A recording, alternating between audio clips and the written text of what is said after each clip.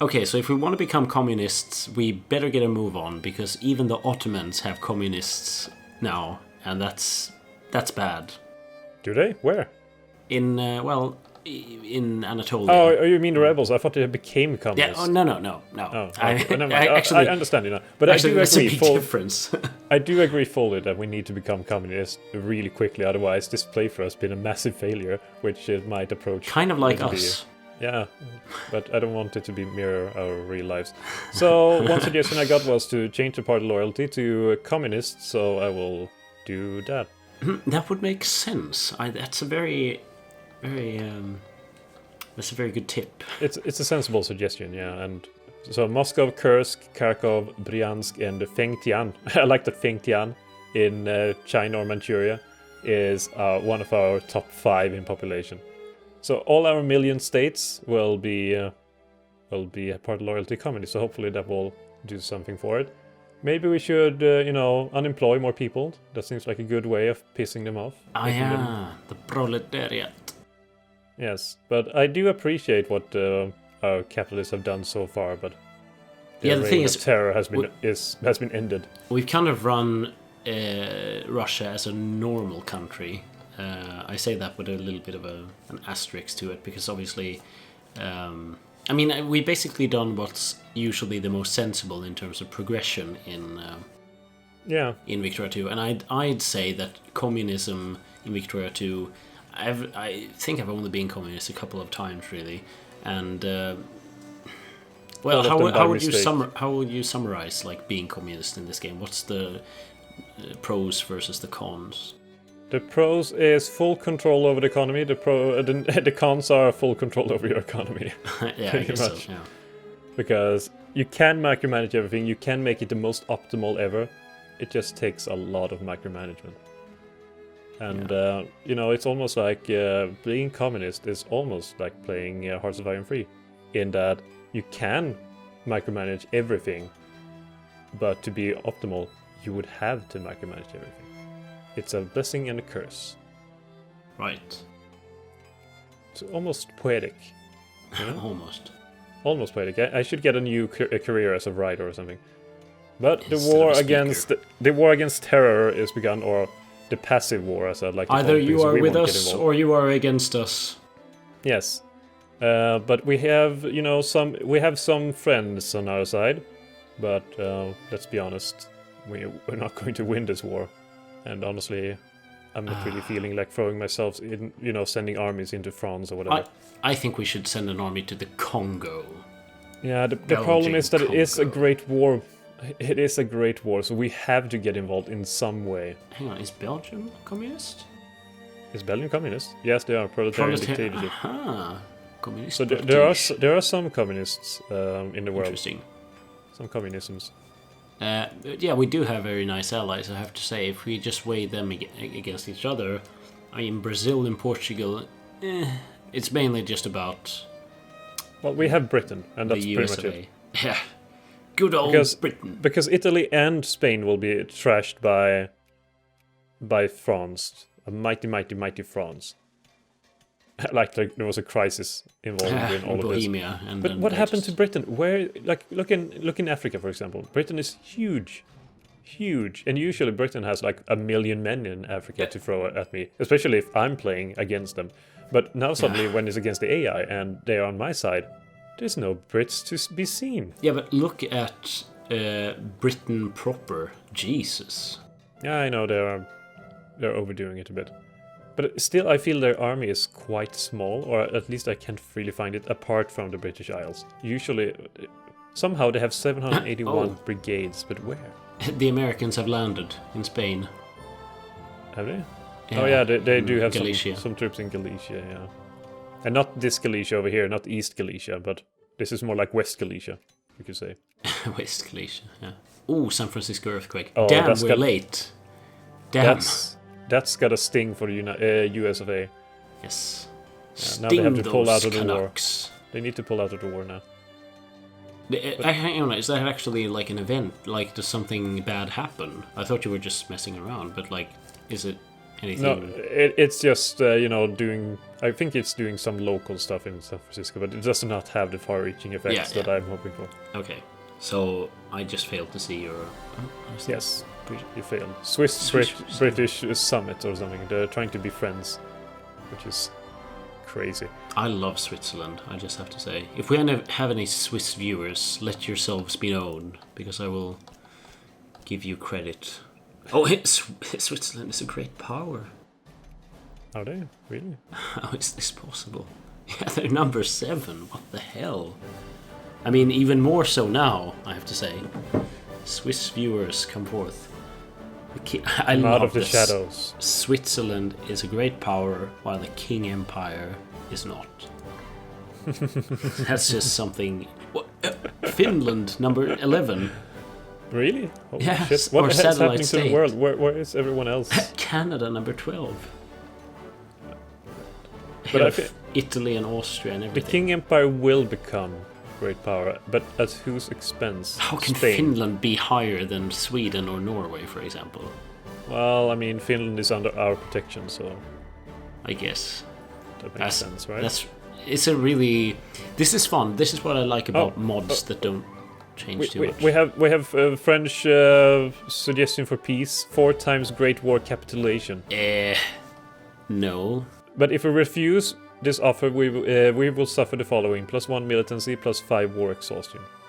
Okay, so I don't remember what we said the last time we played, but I guess the main problem of this war is that while it might be even, or like to our advantage on paper, our allies Italy and Spain are obviously hideously outnumbered.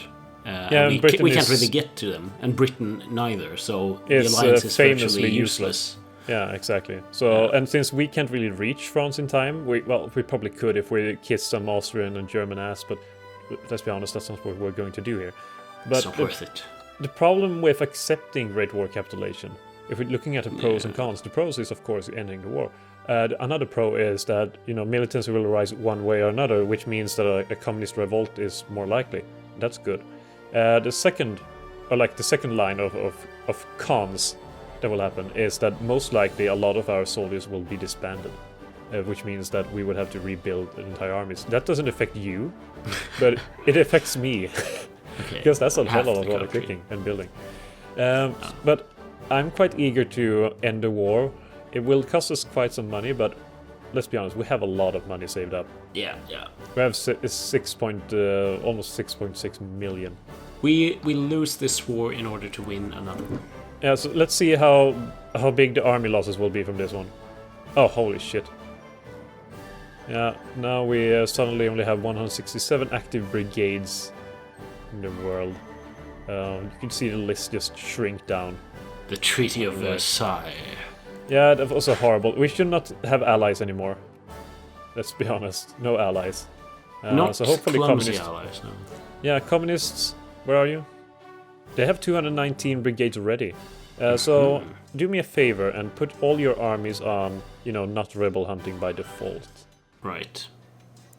Also, I think most of them don't have that, actually. I think I changed that the last time. Yeah, that's good. So hopefully But I'll double we can do check. something for it.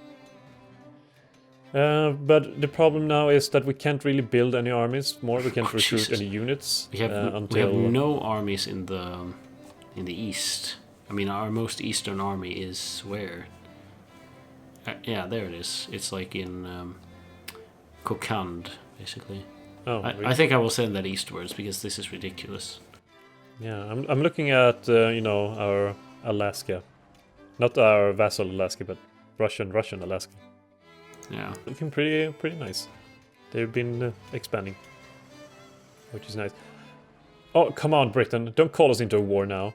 Second German liberation of British Schleswig against Germany. Are you kidding me? That's Because not that good. would involve us getting into a war against Germany, with a strong Hungary, the Germany. Ottoman Empire, and Italy. Italy, it doesn't really matter, looking at the revolts. But Ottoman Empire plus Germany, when we can't build any armies, and when our army just got decimated across the board. We could probably I not don't think handle the Ottomans by ourselves right now, so handling Germany possibly the greatest military power in the world, is not really an option. No. No, so decline. Let's just cut ourselves off from the allies. I'm just gonna dissolve the alliance with Spain, if that's alright, because that's just gonna lead us into misery anyway. Yeah. And Italy, let's be honest, they're going to switch governments very soon, so might as well let them stay. Militant socialists, the wrong kinds of socialists, unfortunately. So while that is all nice and dandy, I need to get to the capital real quickly. Oh, this is just a lot of clicking, isn't it? Fascist soup kitchen. End this nonsense. Come on, this is just too much. German troops on our soil. And Jacobin rebels. This is not... Come on, Spain. We don't want an alliance. Why does this happen to us? Just a lot of pain and misery. Oh, Germany is helping us a little bit. Yeah, that's nice. That's nice and all. I'm going to lower the speed a bit. Plus, I'm going to put my armies now on rebel hunting duties, just for this. Yeah, same. This war here. All the armies in the world. Stop this madness.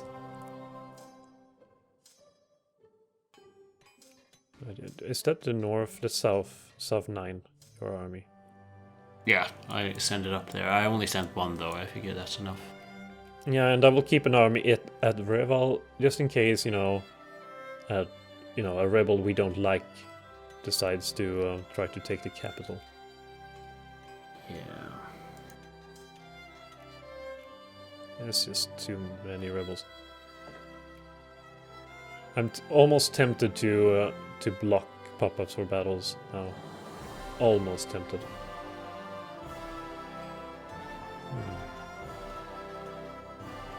And get rid of them. Stop. Battle of Pinsk is over as well, and so is the battles of pretty much everywhere. All of these are non-consequential. Yeah, I'm a bit concerned about armies. We have so much recruiting to do afterwards.